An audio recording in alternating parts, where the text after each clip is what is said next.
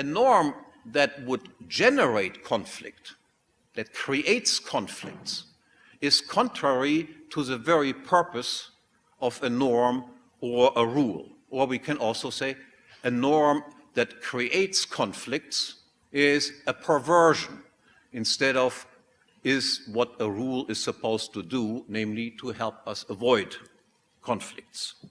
And with regard to the purpose of conflict avoidance, then the institution of private property is definitely not just a convention, because no alternative to it exists. Only private or exclusive property makes it possible that all otherwise unavoidable conflicts can be avoided. And only the principle of property acquisition by acts of original appropriation, that is, of appropriating something that was previously unowned, makes it possible that conflicts can be avoided from the beginning of mankind on, so to speak, until its very end. Because the first appropriator of something did not involve anyone in any conflict. He was the first one. Nobody else was there. So the first appropriation of something as private property is a conflict-free way of transferring something was previously some external thing into something that is private property. Now, the next problem I want to address is the problem of the enforcement of social order and the protection of private property rights. Now, even if people recognize, so to speak, the validity of the rules that I have explained, and even though we might know how to avoid all conflicts, it is still possible that some people simply do not care. That you say, oh, I know how to avoid conflicts, but I don't want to avoid conflict. I hope to personally benefit by being involved in conflicts with other people. So what every society needs is, of course, also institutions and mechanisms that enforce these rules, that deal with norm breakers, with rule breakers who simply do not behave in a civilized manner. How do we accomplish this task? That is, how do we deal with murderers and rapists and robbers and the normal criminal folks that we are all familiar with? Who is supposed to make sure that these people are brought to order? The standard answer that is given to this question, the answer that is also given, for instance, by Ludwig von Mises to this question is, this is the task of the state. That is, the enforcement of law and order is the first and primary duty of the state. Now, whether this answer is correct or not depends on how is the state defined. And I give you the standard definition of the state, not some crazy definition that I have come up with, but this definition that you find in almost every textbook. What is a state? And the definition is, the state is an agency that is characterized by two unique characteristics.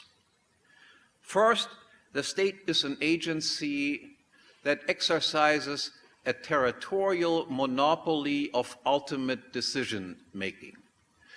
In every case of conflict, the state is the institution that decides who is right and who is wrong.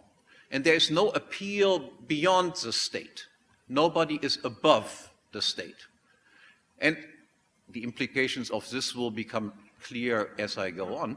This also means the state is the ultimate arbiter in every case of conflict that involves the state itself.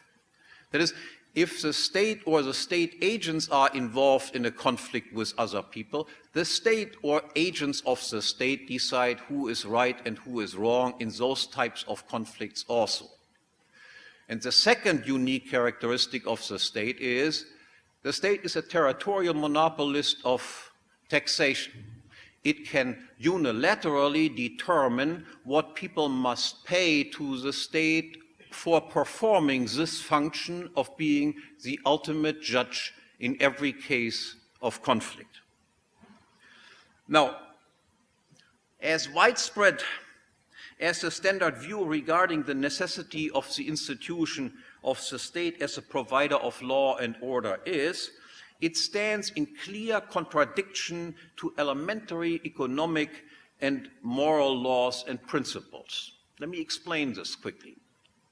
Among economists and philosophers, there are two propositions that they almost universally agree to.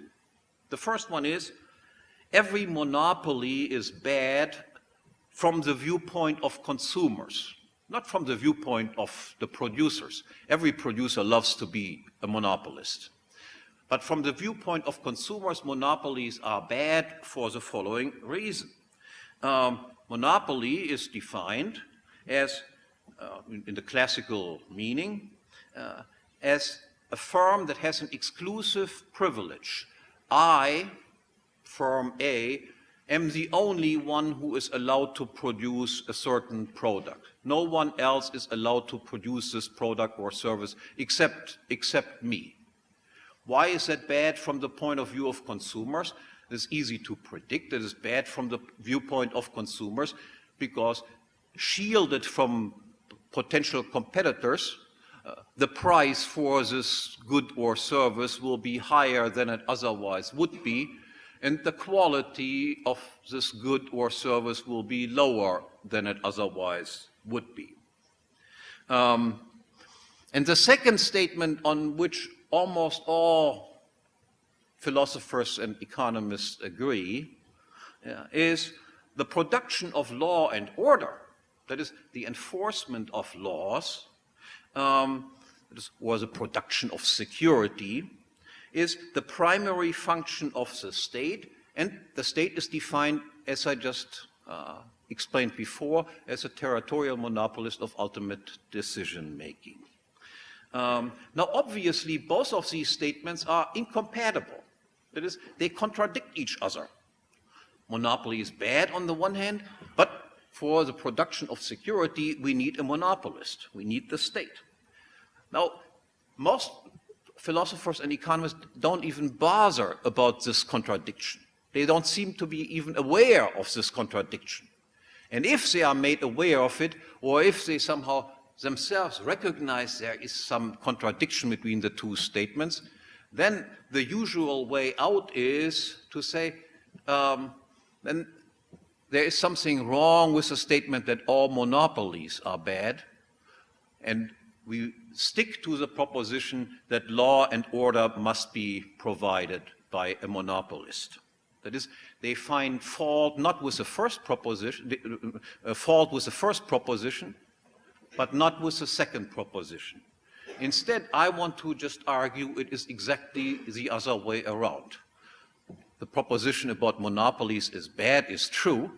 The proposition about the state having to be a monopolist in order to enforce law and order is actually false. As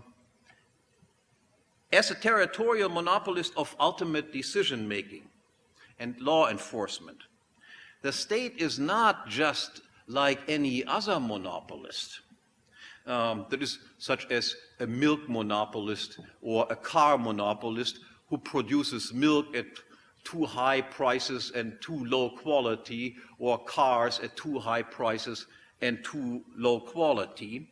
In contrast to all other monopolists, the state is not only an institution that produces inferior goods, bad goods, low quality goods, but it actually produces bads. That is to say, goods that are not really goods at all, what we call bads. In fact, the state must first produce bads, especially in the form of taxation, which are obviously not a good. I'm not screaming, come on, do me something good and take taxes from me. It's obviously not a good. So the state in order to do anything good at all, or something that looks like it might be a good, must first do something bad in order to then do something good. Now, if an agency is the ultimate judge in every case of conflict, then it is also, as I already indicated, the judge in all cases of conflict involving the state itself. A monopolist of ultimate decision-making then will not just prevent conflicts and arbitrate so that conflicts are resolved. If you can decide who is right and wrong in every case, even in cases involving yourself, then you will provoke and cause conflicts, and then, of course, decide these conflicts in your own favor. To use a drastic example, I hit you on the head, then you complain that, why did you hit me on the head? And then I say, okay, I'm the judge in this case, and I tell you that you looked at me in a very strange way, and I had the feeling that I had to hit you on the head. And now you have to just pay me also on top of it, because I made this very just verdict that you deserved to be hit on the head by myself. It should also be clear that constitutions or Supreme Courts or something like this do not change anything in this regard. Because Supreme Courts or constitutions need to be interpreted also. By whom are they interpreted? They are interpreted by employees of the same organization that caused the conflict in the first case, and it is of course predictable that they will by and large always decide in favor of the state itself. After all, they are agents of this agency themselves. What we can then predict is, instead of recognizing private property rights and laws that are eternally the same, states will substitute legislation for law. That is, they make the law. They make laws that say, it is all right if I hit you on the head sometimes. In addition, as the ultimate judge, the state is also a monopolist of taxation. That is, it can unilaterally determine, without the consent of those that are affected by it, what its subjects must pay for this service that the state, alleged service that the state provides. In other words, the state is, by definition, an expropriating property protector. You realize that is obviously a contradiction in terms. And then motivated like everyone else by the idea that the more money I can spend, the better off I am, and the less I work, the less I really have to work for something, the better off I am also. It is predictable that the amount of taxes collected will continuously increase, and the protection offered, the protection of life and property by the state, will continuously go down. For the state, the best thing is to maximize expenditure on what they call protection of life and property, and in fact minimize the actual production of protection of life and property.